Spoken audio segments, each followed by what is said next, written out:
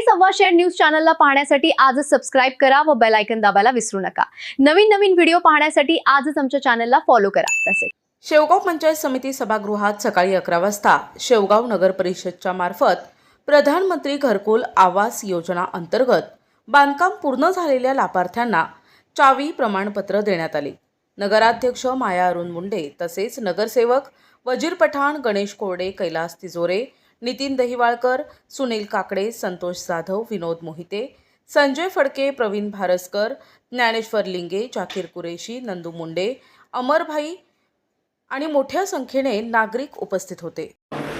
या योजनेमार्फत शेवगाव शहरामध्ये ज्यांना घरकुल मंजूर झाले, ज्यांना बांधकाम परवानगी मंजूर झाली, असा हा पंचायत समितीच्या सभागृहामध्ये कार्यक्रम आयोजित करण्यात आला।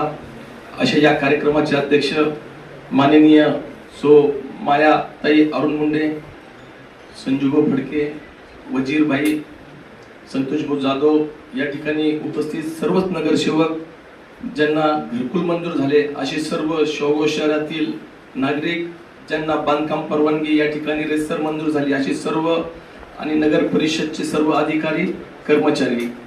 आज निवडणूक होऊन 4 ते 5 महिने या ठिकाणी उलटलेत आणि 4-5 महिन्यामध्ये एक सगळ्यात चांगला कार्यक्रम म्हटलं तर आज या घरकुलच्या चाव्या वाटपाचा कार्यक्रम, बांधकाम परवानगी वाटपाचा कार्यक्रम, मला असं आठवत नाही मागच्या 10 वर्षामध्ये का एकही असा घरकुलाचा कार्यक्रम या ठिकाणी आयोजित करण्यात आला आणि तो कार्यक्रम चांगल्या पद्धतीने त्या ठिकाणी झाला।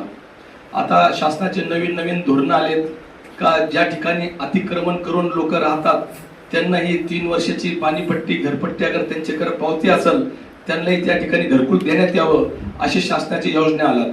2011 नंतर ज्या लोकांनी अतिक्रमण करून शासनाच्या जागेवर राहत आहेत त्यांना सुद्धा हक्काचा 7-12 मिळावा म्हणून शासनाने नवीन योजना काढल्या। अशा पद्धतीने सुद्धा हा विषय मांडला का वाढूचं काय आहे? खरं म्हणजे ग्रामपंचायत किंवा नगरपालिकेने ज्यावेळेस घरकुलाचं कार्यक्रम सुरू केला, राज्य शासन असेल, केंद्र शासन असेल, याला भरपूर निधी आहे मंजूर। आता त्याच्यामध्ये जे काही क्रायटेरिया असतात त्याच्यामधून आपल्याला जायला लागतच। त्याच्यात अजून एक चांगली सुधारणा केली तर तुम्ही जिथे राहतात ती जागा जर समजा थोडक्यात शासकीय असेल आणि तुम्ही अतिक्रमण केलं असेल तर तिथं सुद्धा आपण घरकुल देण्याचा शासनाचा प्रस्ताव आहे।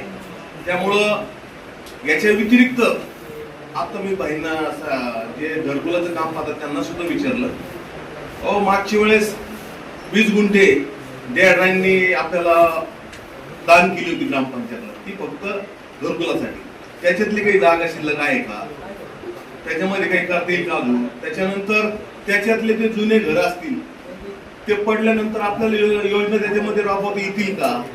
तर ह्या सगळ्या ज्या गोष्टी आहेत याच्या सुद्धा आपण एक कार्यशाळा, अरुण भाऊ म्हटले, आपण एक कार्यशाळा घेऊ आणि जास्तीत जास्त प्रस्ताव नगरपालिकेकडे मांडाव असं मी आपल्या सर्वांच्या वतीने लाभार्थ्यांना विनंती करतो। आणि अतिशय चांगला कार्यक्रम म्हणजे तळागाळातला माणसाला आपल्याला न्याय देण्याचं काम